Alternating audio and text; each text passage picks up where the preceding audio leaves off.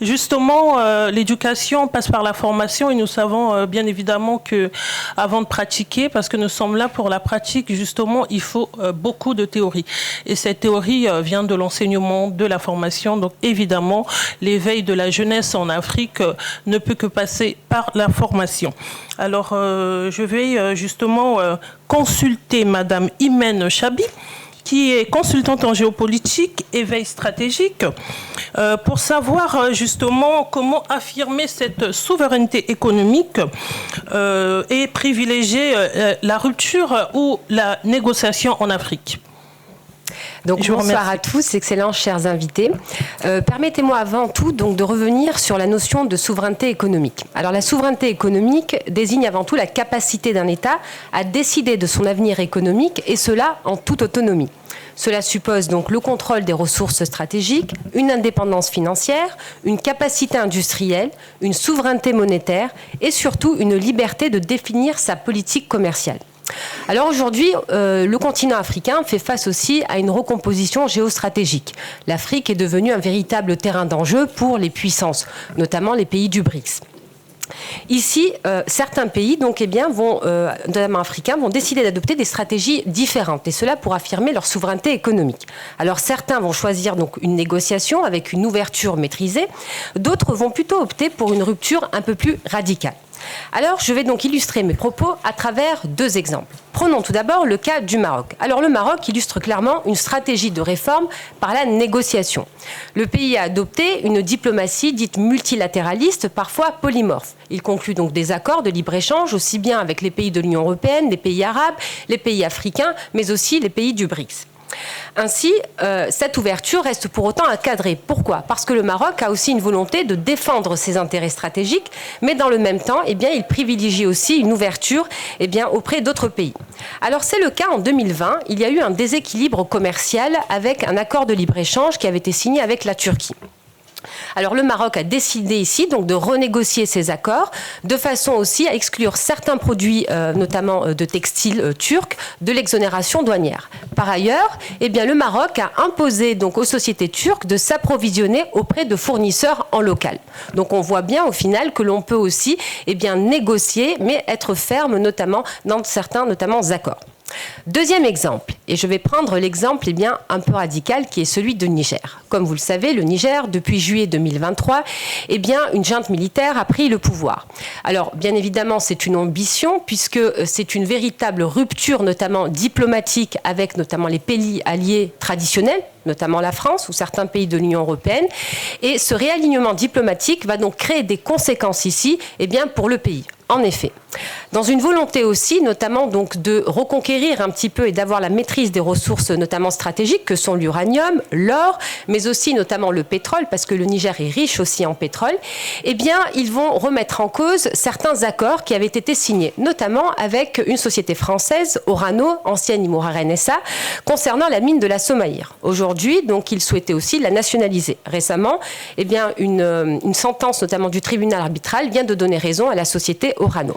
Mais le fait d'avoir eu un réalignement brutal diplomatique, cela a eu des conséquences pour le Niger, parce que des bailleurs, notamment de fonds, des institutions, aujourd'hui, ont gelé notamment les fonds qui étaient alloués à ce pays, notamment la France, puisque en 2022, ils avaient accordé à hauteur de 120 millions d'euros en matière d'aide au développement.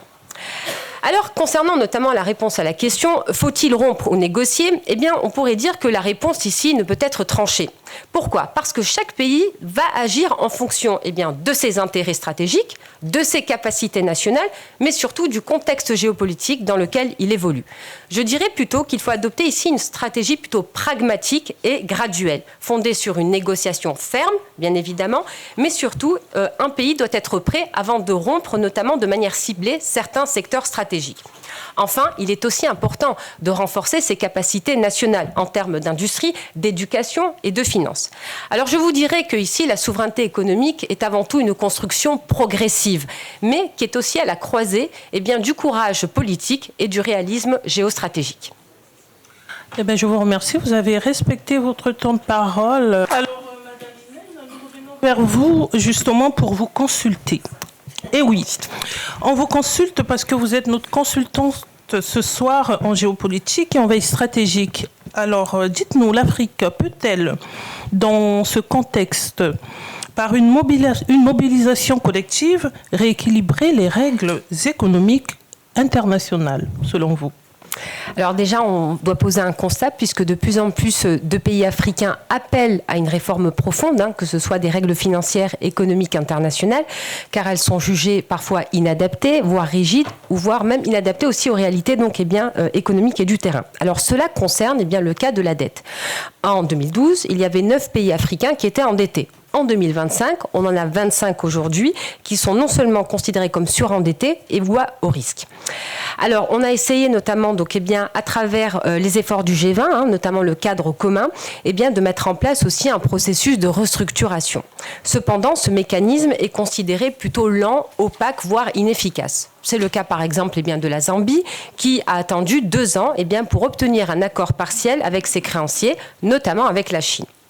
Autre exemple aussi d'une volonté, d'une mobilisation collective de rééquilibrer les règles économiques internationales, la réforme du franc CFA qui a été amorcée en 2019 avec la volonté de créer une monnaie que l'on appellerait l'éco. Ici, on constate que l'Afrique ne veut plus subir mais plutôt négocier, se positionner aussi comme étant une volonté notamment de reprendre la main sur sa souveraineté monétaire. Alors cette réforme prévoit donc la fin notamment du dépôt des réserves à Paris, le retrait des représentants français lors des instances notamment décisionnelles et une parité révisée. Alors bien évidemment, ces évolutions aujourd'hui marquent clairement une volonté claire de construire des relations plus équitables, plus transparentes et plus souveraines. Mais surtout, il y a une volonté de reprendre le contrôle sur des leviers économiques clés. Alors je vous dirais oui, et surtout, pourquoi ? L'Afrique aujourd'hui, et on l'a assez répété aujourd'hui, c'est 1,5 milliard d'habitants. En 2050, on aurait à peu près plus de 2,5 milliards d'habitants. Par ailleurs, l'Afrique, c'est aussi un continent qui est riche de ressources naturelles. On a des minerais rares, des terres agricoles, de l'énergie solaire, de la biodiversité. Et surtout, c'est un continent qui est courtisé aujourd'hui par toutes les puissances, sans exception. Par ailleurs, on peut aussi noter que l'Afrique dispose d'institutions solides. Il y a l'Union africaine, il y a les organisations régionales. Et puis, sur certains sujets mondiaux très importants, on arrive à avoir une voix collective. On arrive à parler au nom notamment des pays africains, notamment quand il s'agit de la dette, du commerce ou du climat. Alors, la question ici n'est pas de savoir si l'Afrique peut négocier des accords internationaux, mais c'est surtout dans quelles conditions elle peut le faire de façon efficace, pragmatique et surtout bénéfique. Alors ici, cela suppose avant tout une capacité collective de peser sur les négociations. Et dans ces cas-là, il y a plusieurs conditions. La première, c'est avant tout d'avoir une unité politique. Il faut tout d'abord que les pays africains parlent d'une même voix et dépassent notamment ces divisions régionales. Par ailleurs, il faut aussi mettre en place une stratégie commune dans les négociations internationales. L'Afrique doit peser dans les sommets à l'international, notamment au sein de l'OMC ou du FMI. Elle doit aussi négocier en bloc, comme le font aujourd'hui notamment les pays du BRICS. Par ailleurs, il est important aussi de renforcer notamment son économie en interne. L'Afrique doit construire ses propres chaînes, notamment de valeur régionale. Elle doit industrialiser, innover, éduquer, former notamment les futures générations. Enfin, élément important, mettre en place des coalitions sud-sud, mais aussi des coalitions nord-sud. Il faut continuer à maintenir aussi des relations avec les alliés traditionnels.